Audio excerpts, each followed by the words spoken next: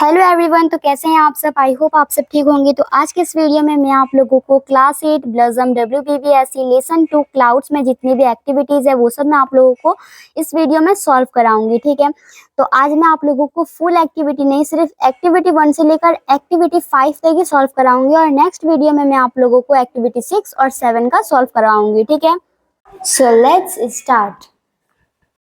तो यहाँ से हमारा एक्टिविटी 1 स्टार्ट हो रहा है, जो कि है rearrange the following sentences in the correct order and put the numbers list the given boxes. So everyone, यहाँ पर 6 पॉइंट दिए गए हैं और हम लोगों को इन बॉक्सेस में नंबर पुट करना है। ठीक है, तो एवरीवन यहाँ पर उल्टा पुल्टा करके लाइंस वगैरह दिया गया है और हम लोगों को स्टोरी के हिसाब से नंबर बिठाना है, मतलब कौन सा लाइन पहले आया है, कौन सा लाइन सेकंड में आया है। ठीक है, तो चलो मिटाते हैं। जैसे कि he saw a grass cutter coming from the other direction. तो पहले ही स्टोरी में ये नहीं कहा गया था कि he saw a grass cutter, मतलब उसने देखा ग्रास कटर को एक दूसरे डायरेक्शन से आ रहा था। तो पहले ही तो नहीं लिखा था, पहले उसके बारे में लिखा था। पहले लिखा था क्या? He wandered in search of the clouds. तो हम लोग 4 नंबर में जो है he wandered in search of the clouds, वहां पर हम लोगों को 1 नंबर लिखना पड़ेगा। ठीक है, फिर स्टोरी में सेकंड लाइन क्या था? He reached the old mud hut, तो यहाँ पर हम लोग 2 नंबर लिखेंगे। ठीक है, फिर 6 नंबर में है he turned onto the dirt track, तो उस बॉक्स में हम लोग को लिखना है 3।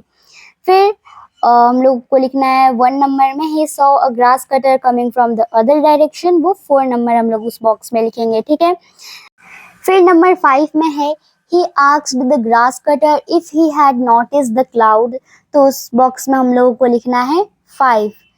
फिर नेक्स्ट है number 2, the grass cutter was surprised, तो उस बॉक्स में हम लोगों को लिखना है नंबर 6। ठीक है, सो एवरीवन, हमारा एक्टिविटी 1 कंप्लीट हो गया है। तो अब हम लोग करेंगे activity 2, complete the following sentences with information from the text.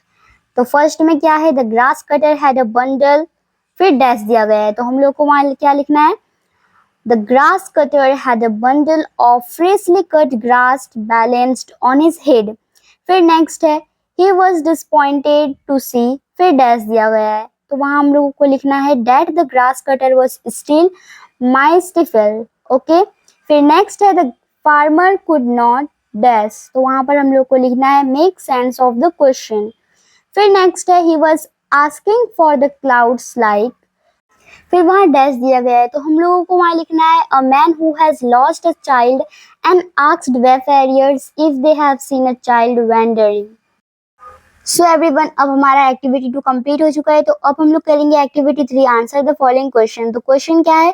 But no one could give him satisfactory answer, why do you think no one could give him a satisfactory answer? So the answer will be, I think that no one could give him satisfaction because none was as sensitive about the cloud as he was. So everyone, अब हमारा activity 3 complete हो चुका है। तो अब हम लोग करेंगे activity 4, write T for the true and F for false statement in the given boxes, give supporting statement for each of your answer. तो पहला क्वेश्चन है, in the morning the boy asked the first question to his father, true और false? तो इसका answer होगा false. और supporting statement होगा his mother was the first he had asked in the morning an exceptionally stupid question. फिर next question होगा the boy's mother asked him to go to school, तो इसका answer होगा true. और इसका supporting statement होगा watch quickly eat your breakfast and go to school.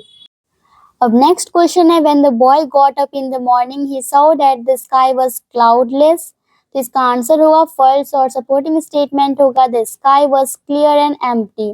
फिर next question है the boy was happy to think that he had fallen asleep, तो इसका होगा फॉल्स। ठीक है, और सपोर्टिंग स्टेटमेंट होगा and it saddened him to think that he had fallen asleep।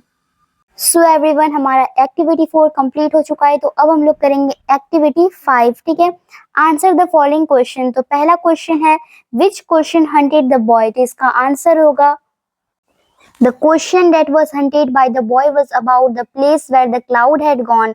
फिर next question है what did the boy see in the midnight of the night? So the answer will be in the midnight of the night the boy saw that the clouds were rumbling. अब next question है how did he feel as he walked between the field? तो इसका answer होगा while walking between the field he felt that his body was on fire and his throat was dry. तो अब next question है, what did he do after reaching the shelter of the tree? So the answer will be, after reaching the shelter of the tree, he splashed the cool water from the Persian veil on his dusty feet and washed his hand and face and had drunk his fill.